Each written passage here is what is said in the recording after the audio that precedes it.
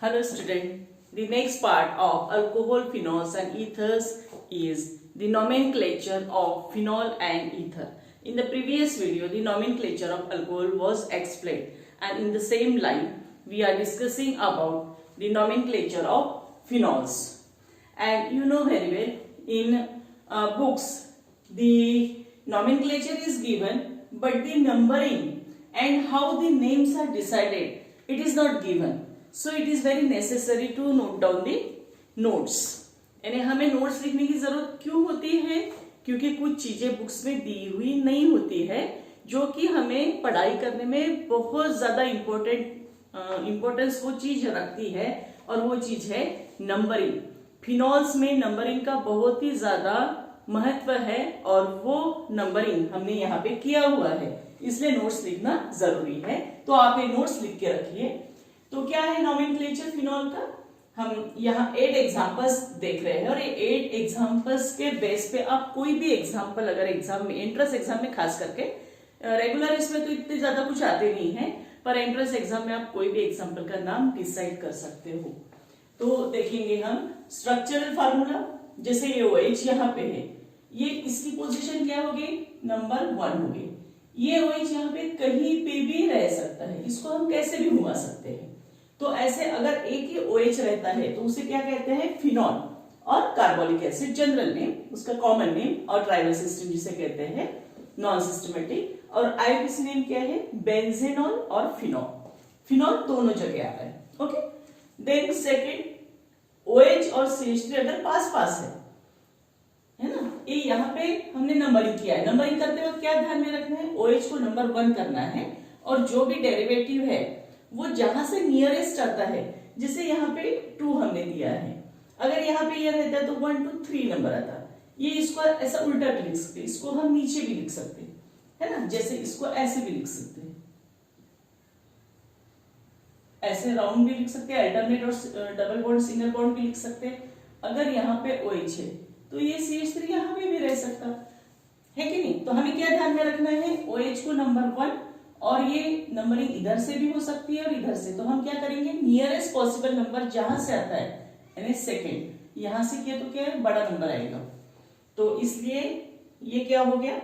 Second position है, ortho position है. आपको ये पोजीशन पता रहना चाहिए कि सेकेंड आर्थो होती है, थर्ड मेटा होती है, 4 पैरा होती है, इस तरह. ये 2 इस साइड भी होती है, 4 और 5 क्या होती है? आर्थो. ये हमने लास्ट ईयर पढ़ा है 11th में हमने आर्थो, मेटा और पैरा पोजीशन पढ़ी है. और अगर आप भूल भी गए तो अभी आप ध्यान में रखिए उसे और याद कर लीजिए.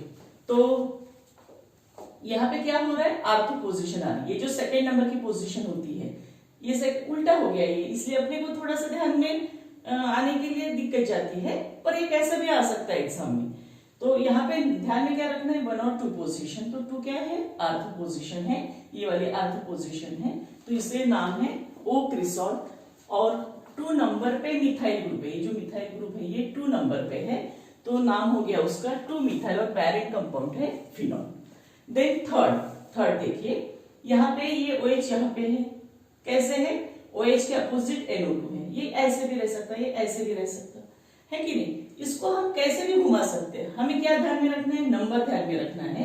हमने OH को 1 नंबर दिया, यहां से भी नंबर हो सकता है, यहां से भी, दोनों तरह से सेम ही है. नंबर 4 पे आ रहा है NO2, तो नंबर 4 पे आ रहा है NO2, तो क्या हो गया? वो 4 नाइट्रोफिनॉल. यानी जो नंबर है वो नंबर, और जो ग्रुप अटैच है सब्स्टिट्यूट उसका नाम, और ये जो बेंजीन और OH है ये क्या है? फिनॉल है. तो वो हो गया 4 nitrophenol.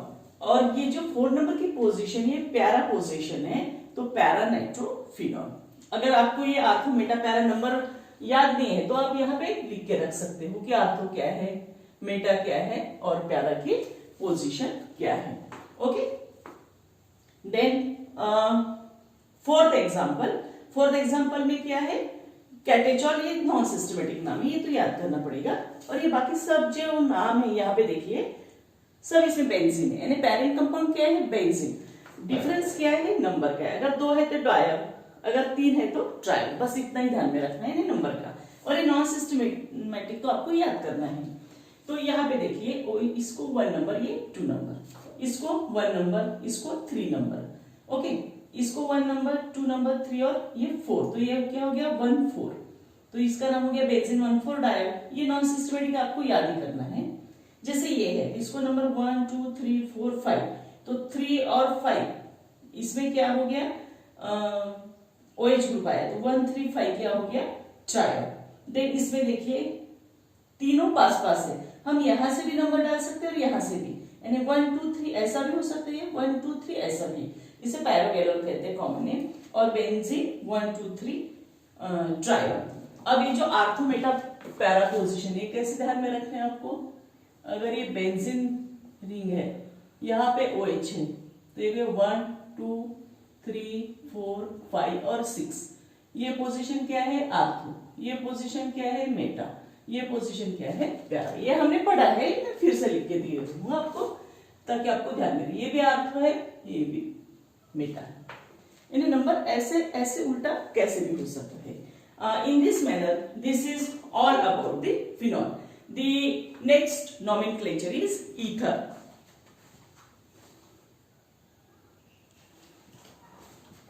The next part of nomenclature is the nomenclature of ether. पहले हमने फिनॉल देखा, अब हम ईथर देख रहे हैं। अब ईथर तो बहुत सिंपल है, आपको दो चीजें ध्यान में रखना है। अगर कॉमन नेम है तो यहाँ पे हर जगह ईथर बाद में आ रहा है, यहाँ हर जगह देखिए आप ईथर ईथर ईथर, ठीक है। यहाँ पे वैसे नहीं हो रहा है, ईथर नहीं आ रहा, यहाँ पे ईथर आ रहा है। यानी क्या है, दो अल्किल ग्रुप का नाम हम लिख रहे हैं, और दो अल्किल ग्रुप का नाम लिखते वक्त हम क्या ध्यान में रख रहे हैं, अल्फाबेटिकल ऑर्डर। तो यहाँ पे आपको ध्यान में रखना है कि आर का जो नाम लिख रहे हैं हम, वो क्या है अल्फाबेटिकल ऑर्डर। तो अल्फाबेटिकल ऑर्डर में लिख रहे हैं, और लास्ट में क्या आ रहा है, लास्ट में ईथर वर्ड आ रहा है, लास्ट ईथर। ये बात आपको ध्यान में रखनी है, हर जगह देखिए डाइमिथाइल इथाइल मिथाइल, तो जैसे ये लिख रहे हैं इथाइल मिथाइल, तो अल्फाबेटिकली एबीसीडी में ई पहले आता है ना, एम बाद में आता है। उसी प्रकार जैसे एम पी है, एम पी, देन यहाँ पे देखिए फिनाइल भी है और ये भी पी है, दोनों पी है, पर हमने किसे पहले लिखा है, फिनाइल को पहले लिखा है। ये आपको ऐसे टाइप में आपको ध्यान में रखना है। जहां हमने नंबरिंग किया है तो जो एलिफेटिक है वो एलिफेटिक को हमने बाद में लिखा है यहाँ पे, तो ये वाला आप एक ध्यान में रखिए। इस तरह के अगर आते हैं जिसमें फिनाइल है तो हम किसे बाद में लिखेंगे, एलिफेटिक को बाद में लिखेंगे। ये तो हो गया कॉमन का, यह हर जगह, क्योंकि दो ऑक्सीजन डेफिनेशन में हमने लिखा है ऑक्सीजन एटम के आजू बाजू दो अल्किल ग्रुप अगर होते हैं तो कॉमन नेम में हम क्या ध्यान में रखेंगे, अल्फाबेटिकल ऑर्डर। और अगर फिनाइल ग्रुप उसमें अटैच रहता है तो हम फिनाइल को पहले लिखेंगे, एलिफेटिक को बाद में लिखेंगे। और उसमें भी from propane onwards isomerism is possible, therefore an iso क्या है वो लिखना भी जरूरी है। तो यहाँ पे एन प्रोपेन लिखा है क्योंकि 3 कार्बन एटम चेन में है। अब आईयूपीएसी में क्या ध्यान में रखना है, आईयूपीएसी में ये जो दो अल्किल ग्रुप है, ये दो अल्किल ग्रुप में जो लार्जर अल्किल ग्रुप है उसे हमने पेरेंट अल्केन का डेरिवेटिव कंसीडर किया है।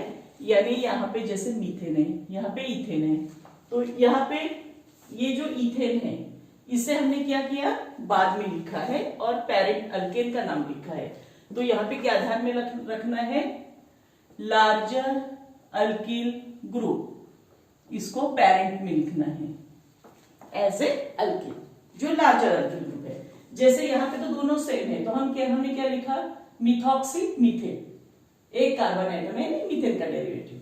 यहाँ पे ये हम ऐसे भी लिख सकते हैं C2H5, तो ये क्या हो गया, इथेन का डेरिवेटिव यानी मिथॉक्सी इथेन।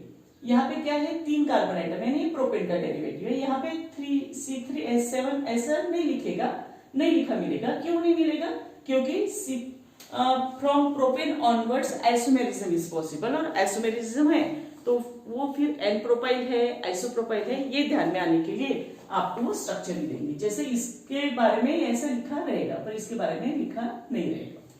तो इसे हम कैसे लिखेंगे, कॉमन नेम तो मालूम है आपको, आईयूपीएसी में कैसे नंबर मिलेगा इसको, 1 मिथॉक्सी, इसको नंबर 1 रहेगा। ये हमेशा ध्यान में रखना है, ये नंबरिंग ही इंपॉर्टेंट है। और आप जब भी कोई भी ऑर्गेनिक में कोई भी चैप्टर हो वहां पे नंबरिंग करके रखिए। अगर आपने नंबर नहीं किया तो आपको कुछ भी ध्यान में नहीं आएगा। क्योंकि बुक्स में नंबर दिया हुआ नहीं रहता है, और अगर हमने नंबरिंग कैसे किया इतना ही ध्यान में रखा तो हम कोई भी नाम लिख सकते हैं। तो ये नंबरिंग ऐसा रहता। ये 1 पे क्या है, मिथाइल ग्रुप और ऑक्सी यानी मिथॉक्सी, तो ये हो गया 1 मिथॉक्सी प्रोपेन। नंबर 1 पे ये जो ग्रुप है ये मिथॉक्सी ग्रुप है, और ये क्या है 1 2 3 कार्बन यानी प्रोपेन का derivative, therefore 1 methoxy propane. Then C6H5OCH3, इसे ऐसे भी लिखा जा सकता है, ये C6H5 ग्रुप हो गया और उससे क्या अटैच है OCH3, इसे हम एनिसोल कहते हैं, पिछले साल हमने पढ़ा है, कॉमन नेम हो गया। और नंबरिंग कैसे है इसका, मिथॉक्सी बेंजीन, यहाँ पे नंबर 1 है पर यहाँ पे नंबर डालने की जरूरत नहीं क्योंकि एक ही कार्बन है। नंबर कब डालते हैं हम, 2 से ज्यादा या 3 से ज्यादा, क्योंकि 3 से आइसोमेरिज्म पॉसिबल है। तो methoxy benzene, benzene parent compound है, और ये छोटा जो अल्किल ग्रुप वो पहले लिखा है हमने। उसके बाद ये आप ध्यान में लीजिए कैसे नंबरिंग किया है, ऐसे अलिफेटिक को नंबरिंग किया है 1 2 3। 1 नंबर पे क्या है, प्रोपॉक्सी, और ये क्या है बेंजीन, यानी यहाँ सब जगह क्या है जो लार्जर अल्किल ग्रुप है उसको बाद में लिखा है। और नंबरिंग करते वक्त प्रायोरिटी किसे दिए हैं, जो एलिफेटिक है वो एलिफेटिक को नंबरिंग किया है जहां पे सब्स्टिट्यूएंट अटैच है ऑक्सीजन के साथ, जो आर ग्रुप है वो अटैच है, यानी जैसे यहाँ पे ऐसे नंबर के। अब ये एग्जांपल देखिए, इसमें common name is not possible, तो ये क्या है 4 कार्बन है, ये ऐसे 4 कार्बन है, तो नंबरिंग कैसे किया, एक ग्रुप तो अलग हो गया, कौन सा, मिथॉक्सी, ओके। पर हम इसको नंबर कौन सा देंगे, ये जो एलिफेटिक है ये एलिफेटिक को हम नंबर देंगे, ये 1 हो गया। अब ये 1 नंबर देने के बाद इसको 2 इधर से भी दे सकते हैं और इधर से भी दे सकते हैं, तो फिर हमने ये क्यों चूज किया, क्योंकि यहाँ पे पास में आता है दूसरा जो सब्स्टिट्यूएंट है, इसलिए इसको नंबर 2। तो अब क्या हो गया 2 मिथॉक्सी, CH3O यानी मिथॉक्सी, 2 मिथॉक्सी, और ये जो 1 नंबर है उसपे 2 मिथाइल ग्रुप है, ये एक और एक, तो हम 2 बार लिखेंगे 1 1 डाइमिथाइल, और ये 4 कार्बन एटम है इसलिए ये कौन सा अल्केन हो गया, साइक्लोब्यूटेन। ऐसे हम एरोमेटिक कंपाउंड जो होते हैं या साइक्लिक कंपाउंड जो होते हैं उसको भी नाम दे सकते हैं। बाकी रूल्स तो वैसे ही है, कौन से रूल, फिगर और वर्ड्स के बीच में हाइफन है, 2 फिगर है तो उसके बीच में कॉमा है, ये वैसे के वैसे है। इस तरह आप ये वाला रिमेम्बरिंग टिप ध्यान में रखते हो तो आप कोई भी एग्जाम्पल का नाम लिख सकते हो, और ये टेबल आप अच्छे से लर्न करके रखो। अब नॉमेनक्लेचर अच्छे से समझना बहुत जरूरी है, क्योंकि इसके आगे हम मेथड्स ऑफ प्रिपरेशन देखेंगे, और मेथड्स ऑफ प्रिपरेशन में जनरली जो शुरू के जो एग्जाम्पल्स है वही एग्जाम्पल जनरली रिएक्शन में आते हैं। तो क्या होता है, हम जब बुक्स में लिखते हैं तो हम एक ही नाम लिखते हैं, या किताब में भी दिया हुआ रहता तो कभी नाम भी नहीं दिया रहता, पर आप जब नोट्स लिखते आप हर बार जितनी भी रिएक्शन है, बुक्स में बहुत ही लिमिटेड रिएक्शन रहती है, एक जनरल रिएक्शन रहती है, कोई भी स्पेसिफिक एग्जाम्पल दिया हुआ नहीं रहता है। तो हमें क्या करना है, हर बार 2 या 3 एग्जाम्पल लिखना है, और वो एग्जाम्पल के जो नाम होते हैं चाहे उसके कॉमन नेम हो IUPAC या और कोई अल्टरनेटिव कॉमन नेम हो, तो वो सब नाम अगर आप लिख के रखते 2 या 3 नाम, तो वो आपकी बढ़िया नोट्स तैयार होती है, और आपके दिमाग में पढ़ते वक्त वो सब नाम विथ रिएक्शन बराबर प्रोग्राम होता है। इसलिए नोट्स अच्छे से लिखना ये एक बहुत ही इंपॉर्टेंट स्टेप है, पढ़ाई की पहली स्टेप है, तो आप लिख रहे होंगे एज मैं होप करती हूँ। That's all.